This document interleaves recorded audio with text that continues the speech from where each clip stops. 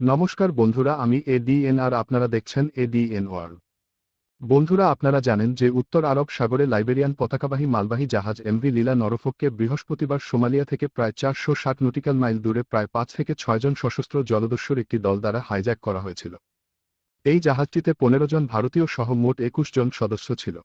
Hijack হওয়ার খবর আসতেই ভারতীয় নৌবাহিনীর জাহাজটিকে উদ্ধার করতে নেমে যায়।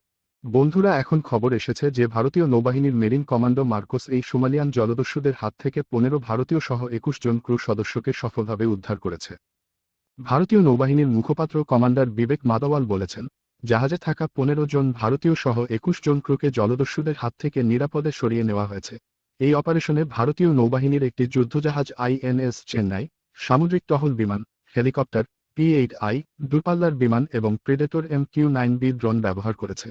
তো বন্ধুরা, এই ছিল আজকের ভিডিও। ভালো লাগলে লাইক শেয়ার সাবস্ক্রাইব অবশ্যই করবেন। আজ এখানেই শেষ করছি। জয় হিন্দ।